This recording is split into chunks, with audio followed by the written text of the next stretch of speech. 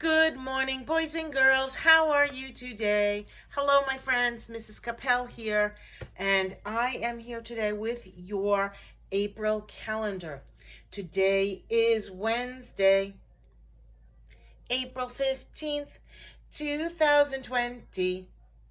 It's an interesting day, another interesting day doing our schoolwork at home, boys and girls. I am so proud of all of you working so hard and doing all your lessons at school. Okay, my friends, let's talk about the number 15. The number 15, his nickname is, that's right, 15. So numbers in the teens, they start with a 1. So we'll start by tracing our 1 straight down. 1 is fun. Let's do old fat 5. Remember, we put our pencil here at the start dot, and we're going to go little line down. Old fat 5 is a little line down and a big curve around. The last thing he does is put a hat across the top and see what you found. Boys and girls, don't forget to do your tracing with your pencil before you do your coloring. Ask a grown-up to check your work, and then you can go ahead and color. So I have a song here for you. I don't know if you know this, but I'm going to play it for a minute, so please listen. Do you know that song? That comes from a TV show, right? We can learn to work and play and get along with each other. That is the theme song to a TV show called Arthur or Arthur and Friends, and it's on PBS Kids. I'm not sure if it's still on, but if you like that show, if you've seen it before, you can see it still on the internet, on YouTube and things. You can ask a grown-up to help you. But the reason why I played that song is because I have a book today called Arthur's Eyes. And that TV show and song is based on the books by Mark Brown. Now, I don't have a picture of the author, Mark Brown, but I can tell you that his son, when he was a little boy, needed help falling asleep. So his dad, Mark Brown, would make up stories about animals, and he kind of made them like his son and his son's friends. So this is called Arthur's Eyes, and this is the Arthur that you recognize. But when Mark Brown was first starting to write the books, Arthur looked very different. In fact, this is what Arthur looked like when Mark Brown first started writing these books. And these books were written a long, long time ago. This book was actually copyright 1979. I know. That's a long, long time ago. Mrs. Kappel would know that. This is Arthur before he got glasses. He looked fine, but he couldn't see very well, and sometimes he got headaches.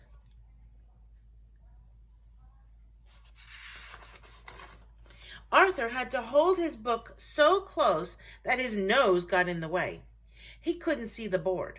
Francine had to read. Francine is this character right here. Does she look familiar? She had to read Arthur the problems. "Are you blind?" she always asked. Francine got every problem right. Arthur didn't. Francine looks a little different too, doesn't she? No one wanted to play with Arthur. I wonder why. Why didn't anyone want to play with Arthur? He couldn't see the basket, right? Arthur's father and mother took him to the optometrist. Dr. Iris tested Arthur's eyes. "You need glasses," said Dr. Iris. So an optometrist checks your eyesight.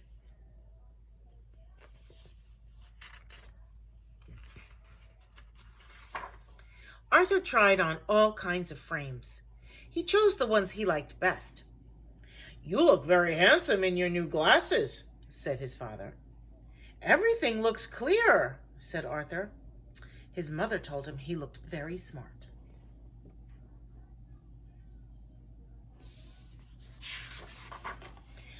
But the next morning, his friends laughed at him. Francine called him Four Eyes. "Sissy!" shouted Buster. None of Arthur's friends wore glasses. Look at Arthur. Look at his body. How do you think those mean words made him feel? Yeah, he's sad. His feelings are very hurt. And look, there's the picture that they made fun of. She even drew a picture. They weren't being very kind, were they? No one in his family wore glasses either. Arthur felt awful. He didn't care if he could see. He didn't want to be called Four Eyes. Arthur decided he would lose his glasses.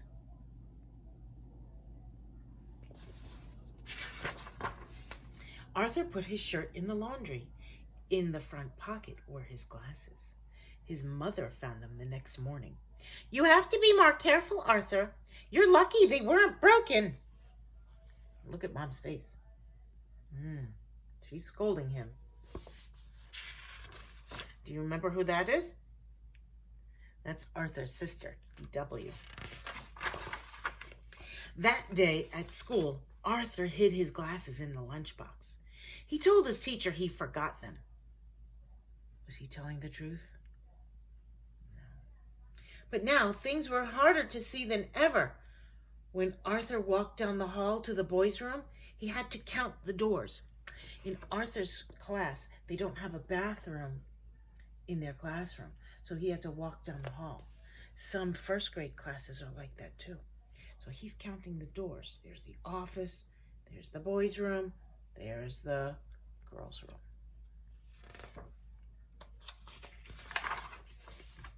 He opened the door. Francine was talking. What was Francine doing in the boys' room? "Get out of here!" screamed Francine. "This is the girls' room!" Uh-oh. He couldn't see the sign, and he must have not counted correctly. Arthur bumped into the wall. He couldn't find the door. Now all the girls were screaming. Out in the hall, doors opened, teachers ran out. The principal appeared. Everyone was looking at Arthur. Arthur turned red. He wanted to hide. The principal took Arthur into his office.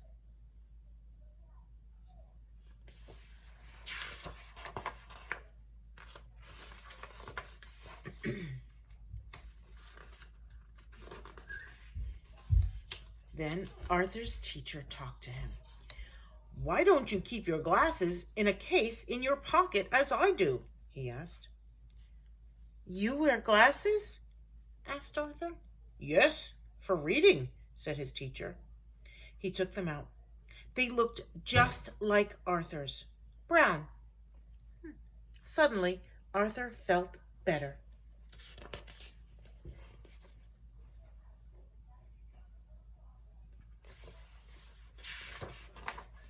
He went to his lunchbox and put on his glasses.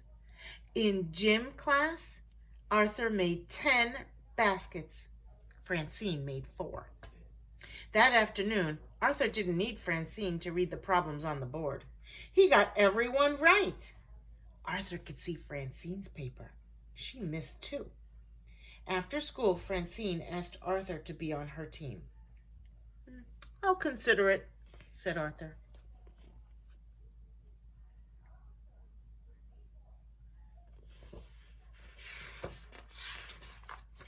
The next morning, Arthur was very surprised when he saw Francine. "They're my movie star glasses," said Francine. "But there isn't any glass in them," said Arthur. "It doesn't matter. They help me concentrate and make me look beautiful," said Francine.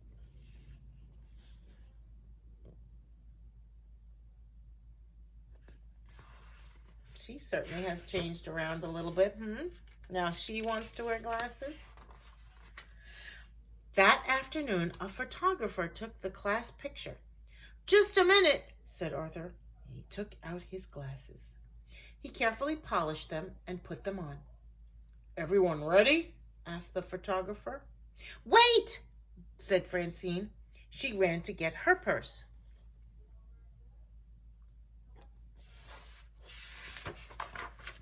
She took out her movie star glasses. "Okay, I'm ready too," said Francine. "Smile," said the photographer. In some schools, boys and girls, the class gets together and sits and poses all at the same time for a class picture, kind of like what we do in our classroom. So I hope you enjoyed Arthur's Eyes. And if you look at the back, all of these and many more are also Mark Brown books. And there you can see right there, I'll get it nice and close, that book is called Arthur's Nose. I think that book was written even a year earlier than this book. Can you see how he looks very different in that picture? Yeah. They changed his look along the way on the front cover just to make him look a little more, I don't know, like a kid, do you think? After all, he's an aardvark. Well, that's it for now, boys and girls. I hope you enjoyed our story, Arthur's Eyes. And a fun thing to do would be maybe to make some movie star glasses for yourself. I also would love you to go and talk to your family about this story and tell them who the characters are in the story. Tell them what was Arthur's problem in the beginning, what happens in the middle of the story, and how does the story end? How does Arthur's problem get solved? So my friends, think about Arthur's Eyes, and if you need to go back and play this video again so you get all your details, then you can play them over and over again. That's all for now, boys and girls. Bye-bye.